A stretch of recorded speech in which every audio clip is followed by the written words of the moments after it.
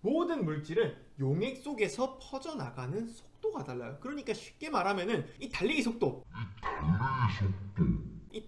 속도 차이를 이용해 가지고 이 두 물질을 분리를 하는 거예요.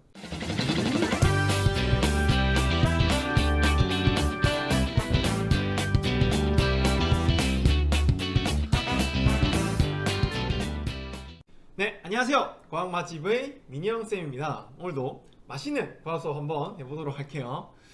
2학년 수업 영상은 또 굉장히 오랜만이네요. 어떻게 좀 잘 지내셨나요? 네, 저는 보시다시피 굉장히 잘 지냈어요. 좀 살이 좀 너무 찐 게 아닌가? 네, 걱정이 있는데 그거 말고는 뭐 잘 먹으니까 살도 찌는 거겠죠. 자, 우리 일단은 굉장히 또 오랜만이지만은 복습을 빼먹을 수는 없겠죠. 네, 우리 간단하게 지난 시간에 뭐 배웠었는지, 옛날에 뭐 배웠었는지 복습 좀 하고 일단은 들어가도록 하죠. 우리 지난 시간에 뭘 배웠었느냐 하면은 이 재결정을 이용한 혼합물의 분리 방법에 대해 배웠었어요. 그러니까 우리가 이 2학기에 들어오면서 물질의 특성을 이용해서 혼합물을 분리하는 다양한 방법들에 대해서 배웠었는데, 근데 그 중에서도 이 용해도 차이를 이용해서 물질을 분리하는 이 재결정이라고 하는 방법에 대해서 배웠었어요. 그래서 이 재결정이 무엇이었었느냐에 대해서 복습을 하려면 이 용해도가 뭔지부터 먼저 알아야 되겠죠. 네. 용해도가 무엇이냐 하면은 여기 나와 있는데, 이 고체 물질이 물에 녹을 수 있는, 사실 물은 아니에요. 또한 액체 물질이면 다 돼요. 근데 어찌됐건 우리는 뭐 물에 녹이는 상황만 배우니까 그래서 고체 물질이 물에 녹을 수 있는 그 정도를 수치로 나타낸 것을 보고 우리는 용해도라고 해요. 그래서 용해도가 뭐 100이면은 맞네. 그리고 뭐 용해도가 10이면은 좀 잘 안 녹겠구나 물에, 이렇게 생각하시면은 된다는 거예요. 이해되시죠? 네. 그리고 이 재결정이라는 방법은 무엇이냐 하면은, 예를 들어서 이 소금과 설탕이 있다고 칩시다. 이 두 가루 물질이 있는데 얘네 두 개가 섞여 버렸어. 이 가루 혼합물이 돼 버렸어. 얘네 두 개를 도대체 어떻게 분리하냐 이거예요. 가루가 섞여 버렸는데, 그쵸? 핀셋으로 하나하나 해야 되나요? 아니에요.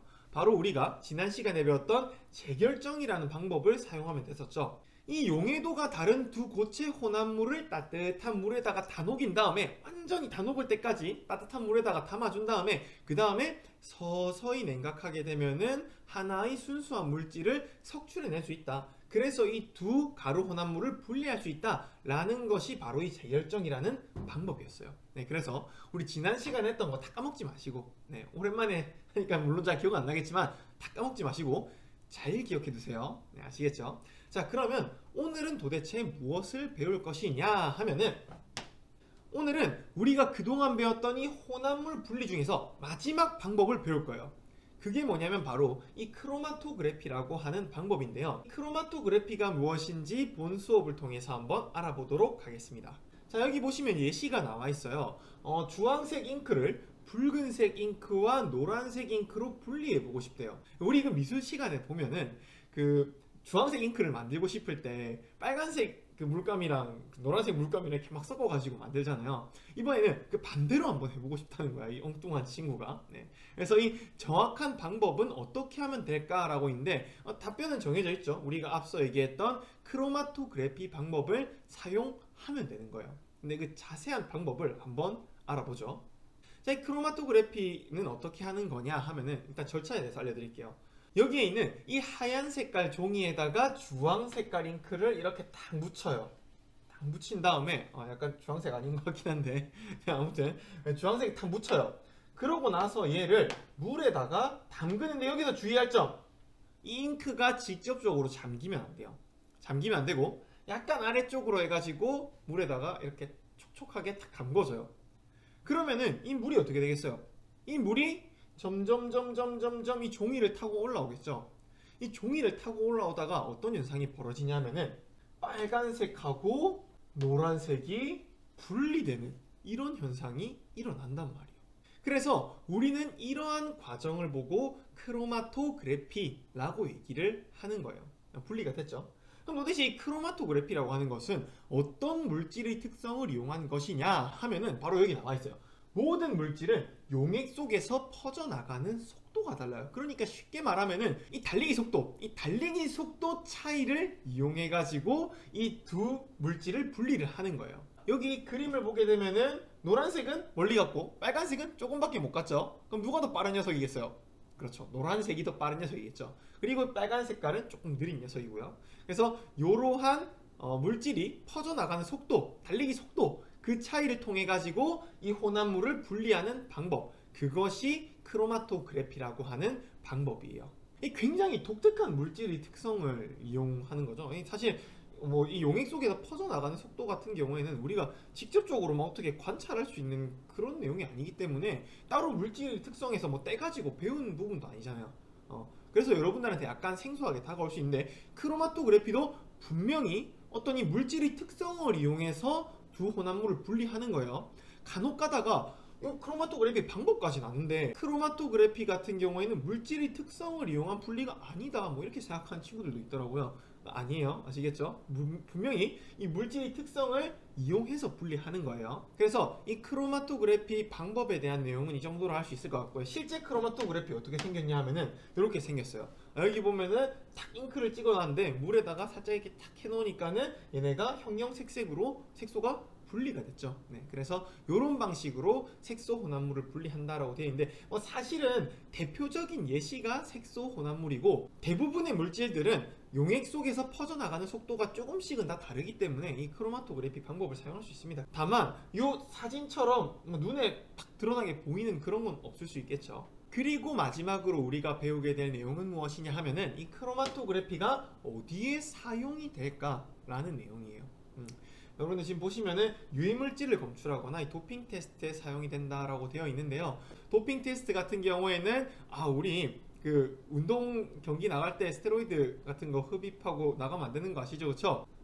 뭐 물론 스테로이드 사용을 뭐 허가하는 대회도 있지만은 뭐 스테로이드 사용이 허가 안 돼 있는 그런 대회에 스테로이드를 이렇게 넣고 그러고 나가면 안 되겠죠, 그렇죠? 네, 근데 이 선수가 스테로이드를 복용했는지 안 했는지 확인을 하기 위해서 이 선수의 피를 쭉 뽑아가지고 크로마토그래피를 딱 해봤더니 이게 피를 쭉 분리해봤더니 이거 스테로이드가 검출이 됐네. 이 사람 실격. 뭐 이렇게 아니면 안 됐네. 굉장히 착한 사람이구만. 뭐 이렇게 하고 아시겠죠? 네, 그래서 유해물질 같은 경우에는 뭐 주스와 독성 물질 분리. 그 다음에 도핑 테스트 같은 경우에는 뭐 피와 스테로이드 분리. 뭐 이런 식으로 크로마토그래피는 다양한 분야에서 사용이 되고 있다. 알아두시면 좋을 것 같습니다. 그래서 이 정도로 하면은 오늘 배워야 될 수업 내용은 끝인데요. 이거 깔끔하게 한번 정리를 하고 끝내야 될 것 같잖아요, 그쵸? 네, 그래서 준비했습니다. 오늘도 민영쌤의 순한맛 시간입니다. 오늘 배웠던 매콤했던 수업 내용들을 순한맛으로 바꿔줄 민영쌤의 순한맛 시간입니다. 총정리 정말 중요한 것만 쏙쏙 뽑아가지고 한번 배워보도록 할게요. 무엇이냐 하면은 일단 첫 번째 핵심 내용은 이 크로마토그래피는 어떤 물질의 특성을 이용한 것인가, 어떤 물질의 특성이었죠? 여러분들 대답하면서 따라오세요. 대답하면서. 네, 어떤 물질의 특성을 이용했어요? 대답하세요. 뭐죠? 네, 맞아요. 바로 이 용액 속에서 퍼져나가는 속도, 이 속도를 이용한 것이다. 속도 차이를 이용한 것이다. 이렇게 보면 되겠죠? 네, 그렇게 적으세요. 자, 그 다음에 두 번째, 크로마토그래피는 어떤 장점이 있을까? 이거 별표. 이거 정말로 중요합니다. 이거 별표. 그러니까 여러분들이 지금까지 굉장히 다양한 혼합물 분리들에 대해서 배웠잖아요. 근데 이 혼합물 분리가 정확하게 어떤 상황에 사용이 가능한지를 그 분리 방법마다 다 좀 잘 알고 있어야 돼요. 쌤이 다 각각 뭐 강조를 드렸었는데 밀도 차이를 이용한 분리는 뭐 이 두 고체 혼합물의 밀도 차이가 나야 됐었고, 그리고 얘네가 액체에 녹으면 안 됐었죠. 뭐 이런 거 있잖아요. 그런 내용들에 대해서 잘 알고 있어야 되는데, 그러니까 여러분들은 이 크로마토그래피라고 하는 것이 어떤 조건에서 사용할 수 있는가, 그리고 이 사용하면 어떤 장점이 있는가, 이런 것들을 잘 기억을 해 놓으셔야 돼요. 두 가지 장점이 있는데요. 첫 번째는 무엇이냐 하면은 아주 소량의 물질을 분리하는 데 유리해요.